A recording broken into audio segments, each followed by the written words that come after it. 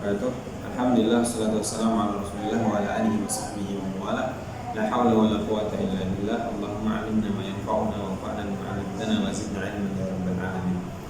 Alhamdulillah, bersyukur bagi Allah Subhanahu wa taala yang senantiasa masih memberikan kepada kita iman, Islam, ihsan, dan kita masih mendapatkan kenikmatan yang luar biasa dari Allah Subhanahu wa taala, yaitu berupa manisnya iman. Kemudian selawat dan salam semoga senantiasa tercurahkan kepada baginda mulia Nabi Muhammad SAW, kepada para keluarganya dan orang-orang yang senantiasa sikoh mengikuti jejak langkah beliau hingga akhir zaman.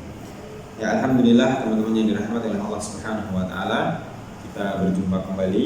Untuk di kali ini kita masih akan melanjutkan pembahasan kita di himpunan putusan Tarjih Muhammadiyah. Insyaallah kita masuk kepada rukun iman yang kelima, yaitu al-iman biyaumil akhir, iman kepada hari akhir. Kita wajib mengimani bahwasanya Allah Subhanahu wa taala akan memberikan balasan kepada kita semua, kepada seluruh umat manusia atas apa yang sudah mereka kerjakan nanti di hari kiamat. Ya, Allah Subhanahu wa taala akan membangkitkan semuanya setelah datangnya hari kiamat. Hari kiamat adalah sesuatu yang sangat agung, sesuatu yang sangat mengerikan, sesuatu yang sangat luar biasa. Karena Allah Subhanahu wa taala, innallaha 'azim fala yuqsamu illa bi'azim.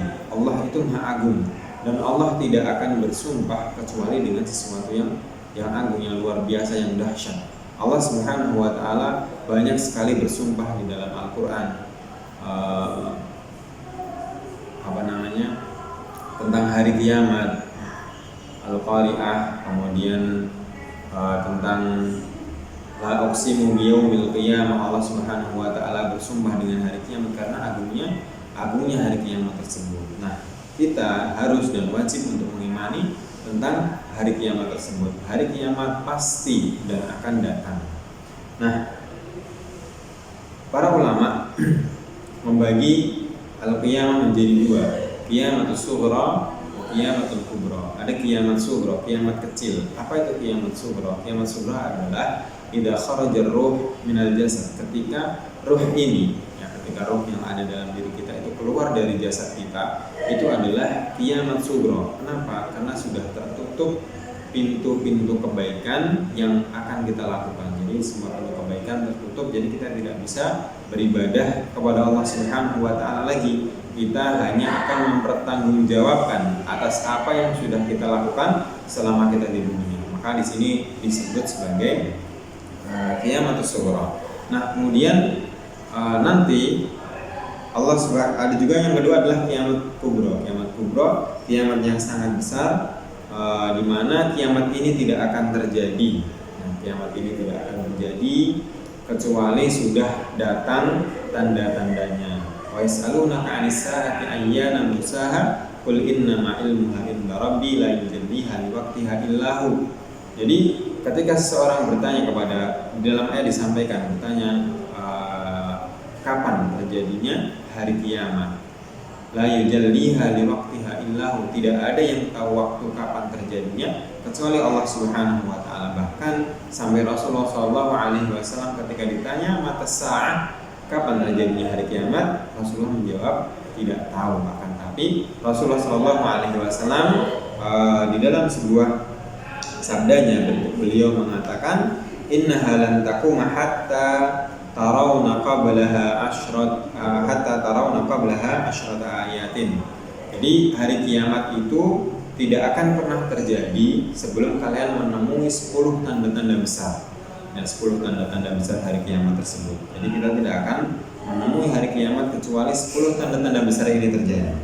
Nah, di sana yang pertama adalah dukhan, munculnya dukhan, asap yang tebal, yang dikatakan bahwasanya nanti semuanya akan mendapatkan asap tersebut. Asap ini akan mengelilingi bumi, dan orang-orang kafir ketika menemui asap ini, menghirup asap ini, dia akan merasa sak dadanya. Beda dengan orang mukmin, orang muslim, mereka akan biasa saja. Kemudian yang kedua adalah Dajjal. Dajjal adalah sebuah makhluk yang luar biasa, yang diberikan kekuatan oleh Allah Subhanahu wa taala luar biasa, dan dia mengaku sebagai Tuhan. Maka di sini Rasulullah memerintahkan ketika kalian menemui Dajjal atau mendengar kabar tentang Dajjal, fafiru, lari, jangan mendekat atau jangan malah menantang. Itu yang diingatkan oleh Rasulullah kepada kita, karena Dajjal ini makhluk yang luar biasa.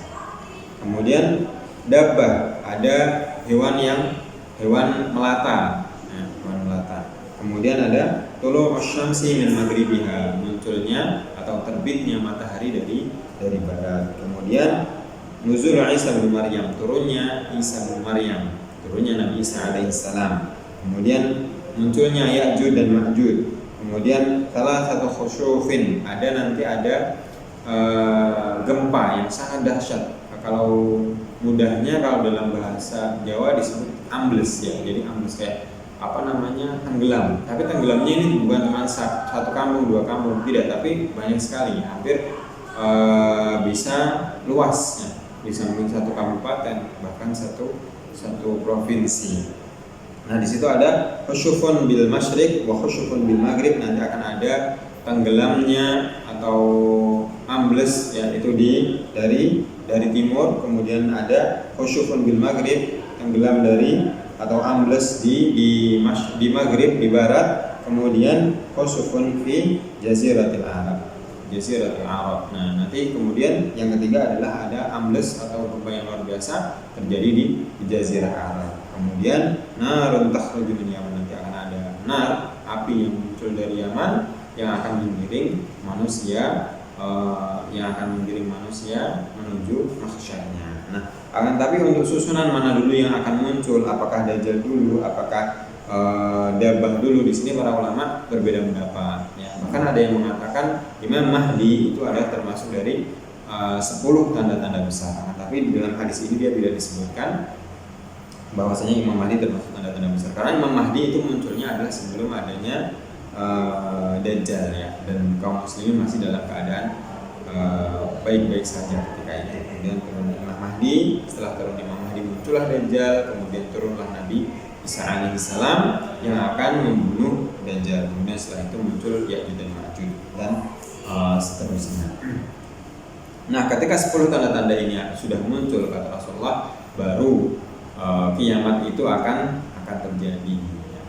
Jadi kiamat ini sudah pasti terjadi. Setelah kiamat itu terjadi, nanti akan ada Yaumul Ba'tsi, hari di mana manusia dibangkitkan, kemudian manusia diadili oleh Allah Subhanahu wa taala, ditimbang seluruh amal ibadahnya. Faman ya'mal khairan yarah wa man ya'mal syarran yarah. Mereka yang mempunyai amalan, mempunyai tabungan amal soleh di dunia, dia pasti akan merasakannya, dan mereka yang mempunyai perbuatan jelek selama dia di dunia, dia juga akan merasakannya. Wala yadhlimu rabbuka ahada, dan sekali-kali Allah tidak akan pernah mendolimi hambanya. Semua yang ia kerjakan pasti akan ia dapatkan. Yang baik akan mendapatkan yang baik, yang buruk akan mendapatkan yang buruk. Teman-teman yang dirahmati oleh Allah Subhanahu wa taala. Kemudian setelah itu nanti orang-orang kafir akan dimasukkan oleh Allah Subhanahu wa taala ke dalam neraka. Jadi nanti ada 3 golongan. Golongan yang pertama adalah yadkhulun nar khalidina fiha. Orang manusia yang akan dimasukkan oleh Allah Subhanahu wa taala ke dalam api neraka, kemudian dia tidak keluar lagi. Jadi dia abadan, dia kekal di dalamnya. Kemudian yang kedua adalah orang yang dimasukkan oleh Allah Subhanahu wa taala ke dalam surganya, dan dia kekal di dalamnya. Sebagaimana yang disampaikan dalam sabda Rasulullah SAW, bahwasanya nanti ketika Allah sudah memasukkan orang-orang yang beriman ke dalam surga dan orang-orang kafir ke dalam neraka, maka Allah akan mendatangkan maut dalam bentuk makhluk Allah Subhanahu wa taala. Kemudian makhluk ini berkata kepada ahli neraka, khuludun fala maut. Wahai ahli neraka, khuludun fala maut. Kalian akan kekal di dalamnya dan tidak ada kematian setelah ini. Kemudian dia juga akan berkata kepada ahli neraka, khuludun fala maut. Dia juga bahwasanya tidak ada yang di dalam neraka sudah tidak bisa keluar lagi. Dan ini akan menambah kebahagiaan kepada orang-orang orang-orang yang masuk ke dalam surga dan akan menambah sakit dan penyesalan bagi mereka ahli neraka. Teman-teman yang dirahmati Allah Subhanahu wa taala. Kemudian ada lagi yaitu ahlun nar.